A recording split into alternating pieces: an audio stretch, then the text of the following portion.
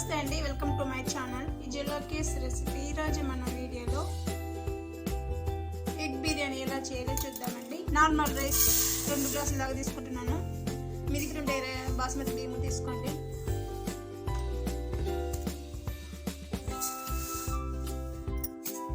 ఈ బియ్యాన్ని 2-3 సార్లు బాగా కడిగి తీసుకున్నారు.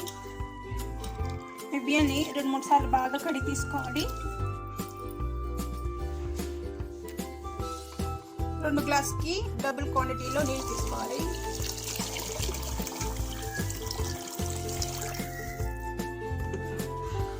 నీళ్ళు తీసుకున్నాక ఒక 10 నిమిషాలు అలాగే నాననివ్వాలండి. బియ్యం అనేది కొంచెంసేపు నానాలి.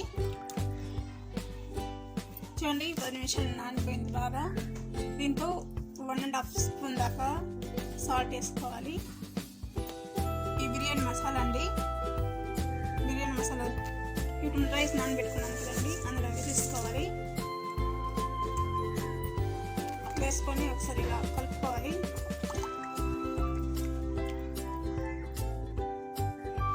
ఈ బియ్యం మనం 50% ఉడకాలండి. ఉడికేలోపు మనము మిగతా ప్రాసెస్ చూద్దాం రండి. పెద్ద బౌల్ తీసుకున్నానండి. ఆ బౌల్లో 2 స్పూన్ల దాకా ఆయిల్ వేసుకోవాలి.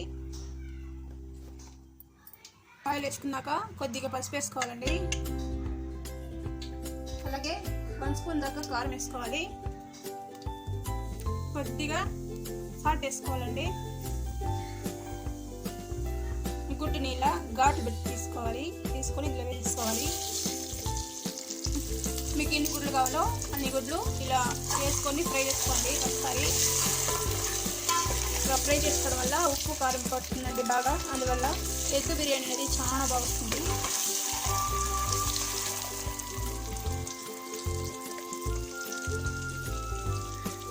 చూడండి, ఎగ్ అనేది బాగా ఫ్రై అయిపోయింది. ఇప్పుడు మనం వేరే ప్లేట్లో తీసుకేస్తున్నాము తనిగా. ఇప్పుడు ఇందులోనే బిర్యానీ మసాలా అంతా వేసుకోండి. వేసుకొని ఒకసారి బాగా కలుపుకోండి. ఇదంతా ఒకసారి ఇలా బాగా కలుపుకున్న తర్వాత 3 పచ్చిమిరపకాయలండి వేసుకోండి.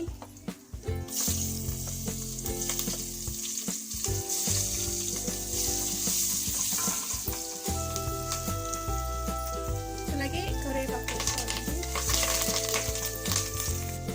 ఫ్రెష్గా దంచిన అల్లం పేస్ట్ వేసుకోవాలి.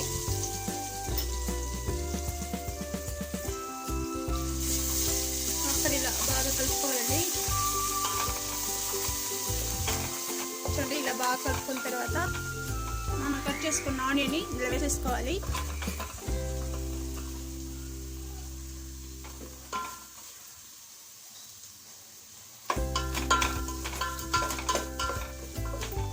ఇలా సింపుల్గా చేసుకున్నామంటే టేస్ట్ అనేది చాలా బాగుంటుందండి.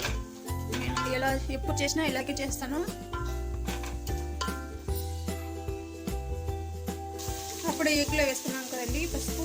ఇప్పుడు ఆనియన్కి కొద్దిగా పసుపు వేసుకోవాలి. అలాగే 1 స్పూన్ దాకా సాల్ట్ వేసుకోవాలండి. వేసుకొని ఒకసారి ఇలా బాగా కలుపుకోవాలి. ఈ ఆనియన్ అంతా ఉప్పు పసుపు అంతా బాగా పడుతుంది.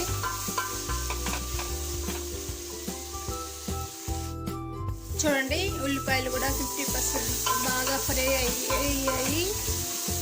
ఇప్పుడు మనము తీసి పక్కన పెట్టేసుకోవాలి.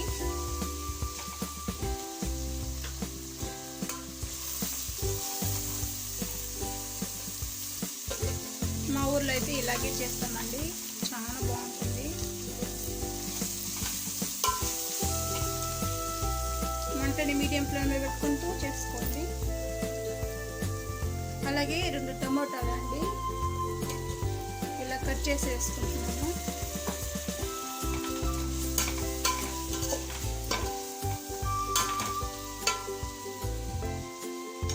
ఒక 2 నిమిషాలు టమోటా మగ్గాలండి. అందువల్ల ప్లేట్ పెట్టి మగ్గించుకోవాలి. చూడండి, టమోటాలు కూడా బాగా మగ్గిపోయింది.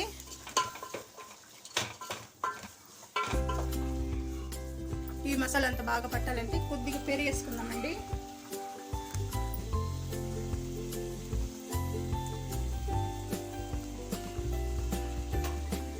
ఒకసారి అంతా కలిసేలాగా ఇలా బాగా కలుపుకోవాలి.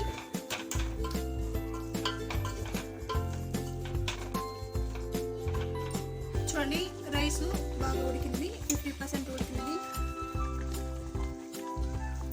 ఇలా మనం తుంచి చూసామంటే 2 ముక్కలు అవ్వాలి.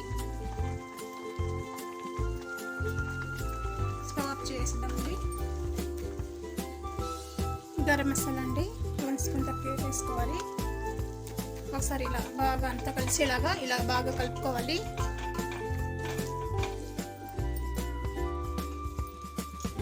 ఇప్పుడు రైస్ వేసుకోవాలండి.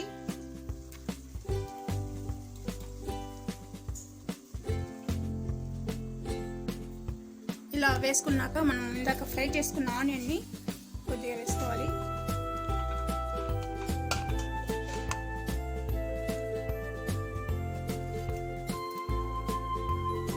అలాగే కొత్తిమీర, పుదీనా వేసుకోవాలండి.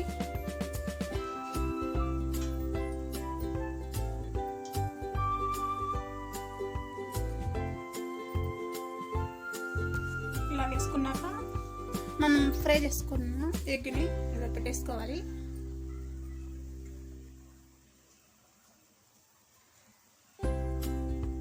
ఇలా పెట్టుకొని మిగతా ఉన్న రైస్ అంతా ఇందులో వేసేసుకోవాలండి.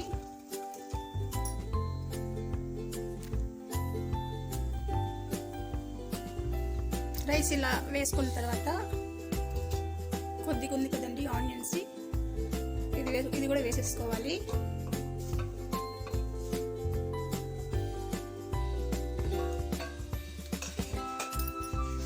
వేసుకొని కొత్తిమీర వేసుకోవాలండి.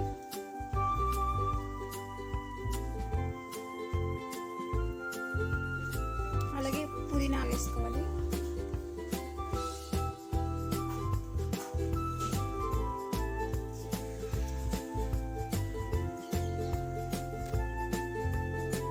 నెయ్యి వేసుకోవాలండి.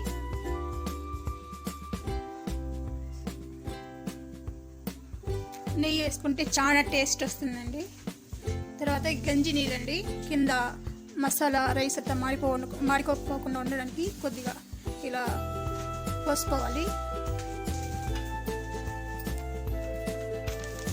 ఇలా పేపర్ వేసుకోండి. పేపర్ పెట్టుకొని దీని మీద ప్లేట్ పెట్టుకోవాలి. దీని మీద వెయిట్గా ఇలా రోల్ని పెట్టేసుకోండి. చూడండి, మీడియం ఫ్లేమ్లో పెట్టుకొని దీన్ని తీసి పక్కన పెట్టేయండి. ఇలా పక్కన పెట్టేసి మనది దోశ స్టవ్ ఉంటుంది కదండి, ఆ దోశ స్టవ్ని ఇలా పెట్టుకోండి. ఇలా పెట్టుకున్న తర్వాత మనం ఇందాక చేసుకున్న బిర్యానీ దీని మీద పెట్టేసుకోండి. అప్పుడు కింద రైస్ అనేది మాడకుండా ఉంటుంది. మీడియం ఫ్లేమ్లోనే కుక్ చేసుకున్నామంటే సూపర్ టేస్టీగా ఉంటుంది. మీరు కూడా ఒకసారి ట్రై చేయండి.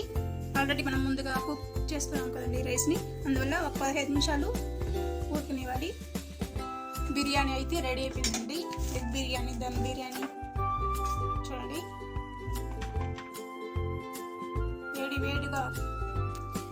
వేడిగా ఎగ్ బిర్యానీ తింటే చాలా బాగుంటుంది.